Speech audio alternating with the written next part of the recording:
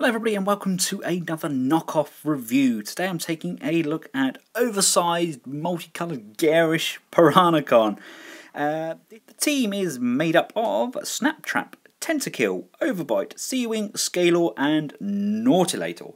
And as you can see they are slightly different in colour and yeah, this is a $15 knockoff and actually first impressions, I'm really pleased with it. It does feel thinner than obviously the Hasbro release, and obviously you can see the plastic is kind of earfish. It's kind of, I believe these have probably been made from some sort of kit and just been put together in a factory on the cheap.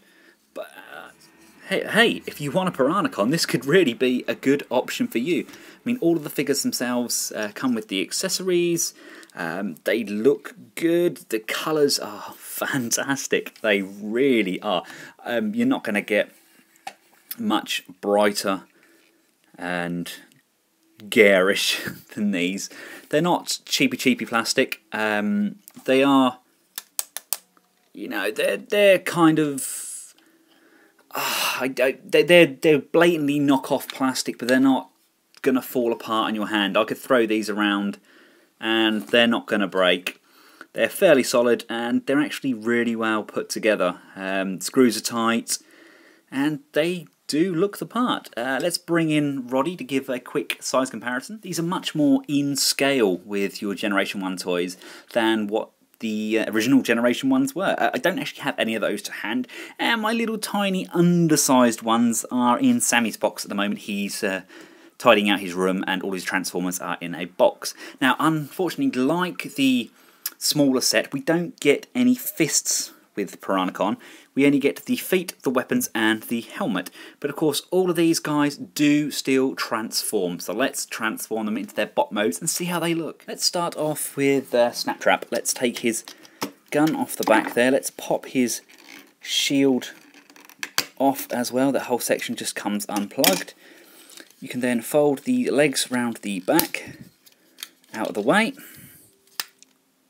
He says, come on, untap, untap, there we go. Flip the legs round, and this leg round. And then flop this section down, and as you can see, the head is all one piece.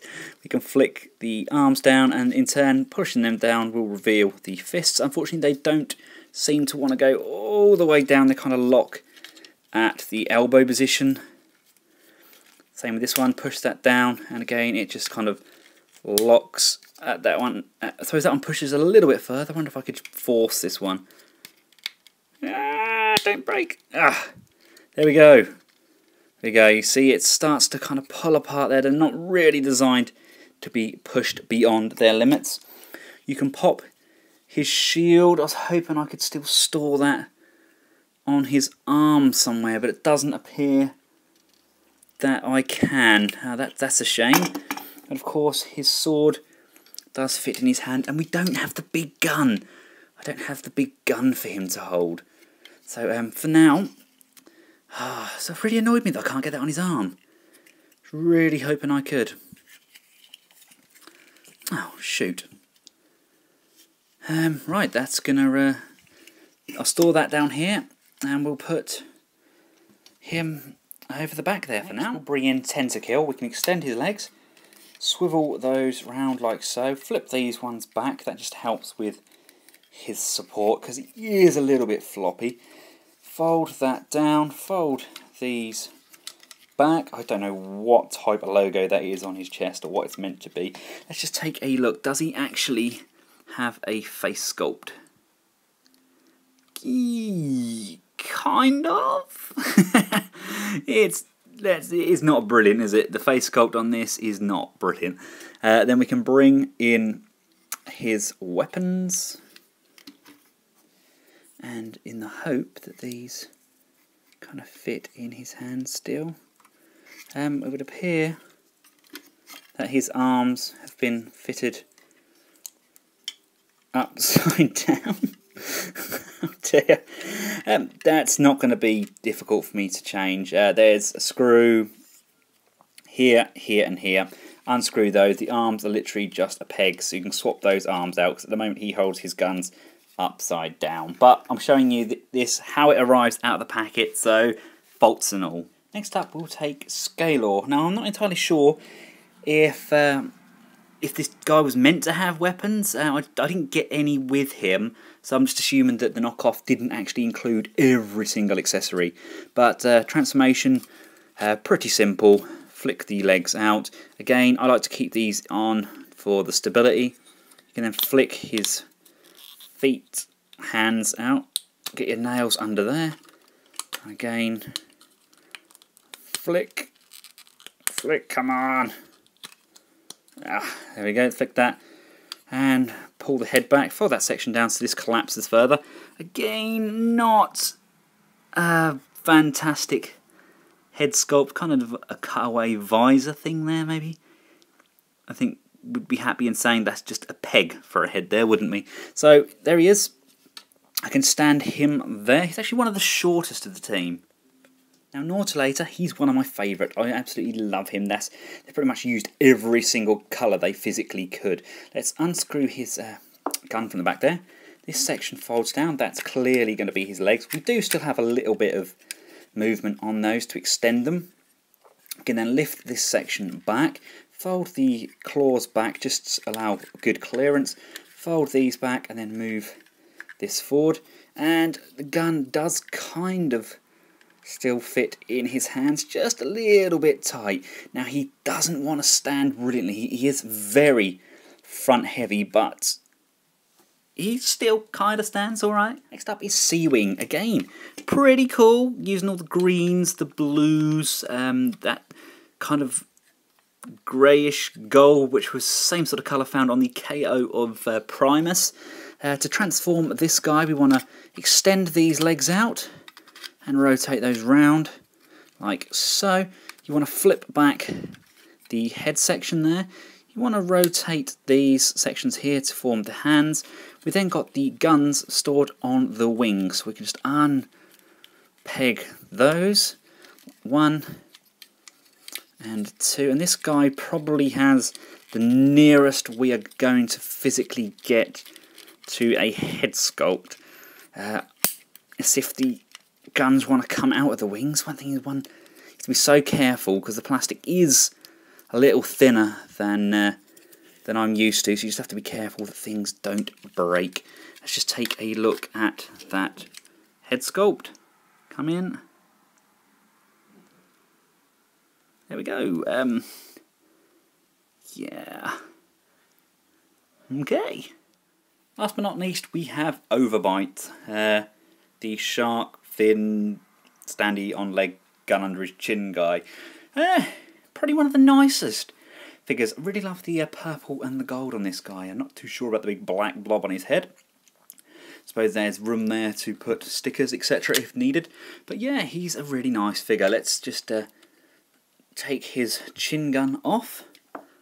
And you want to just swivel this section round and slide it down. That's going to become his feet. Again, extend these round, just gives him that little bit extra stability.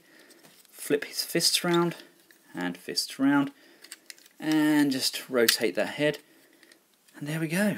Again, the faces aren't really that impressive on these, but I don't think they are on any of the oversized figures really. Let's just put the gun in his hand and put him with his comrade in arms, and there we go. That is your team Seacons. Let's just bring in Oversized Brawl for an example. So these are going to be around the same sort of size as the Oversized Bruticus is, which is good. You know, that's a good G1 size. Let's bring in Hot Rod again, just to give you guys an idea of scale. He's about the same sort of size as the Voyager. I say Voyager figure, God, that's modern, isn't it? You know, they're about the same sort of size, and these would be deluxes, although this dude's legs do not want to stay locked. as much as I bring them down, they just want to slide back up again. So unfortunately, he's going to be the short, stumpy one of the team. Kind of got these guys set up now for combined mode. Not a lot of modifications required. He's still in standing mode. He's still in standing mode. He's pretty much in beast mode. You just slide open this section here to fit the gun or sword in, and this peg just flips up to go into the sockets. Same here. The tail is up. The peg is folded down, and the hole there to accommodate said gun. And this is pretty much how he stands. This peg flips out if you decide you want him on there, but I'm going to have him mounted on the back, so we're going to keep the peg out. And yeah, let's get combining. Start with these foot pegs. Both of these fit in really nice and tight. Each of the feet accommodates a foot plate. Bring the other one in, place that over, and pop that in the hole like so.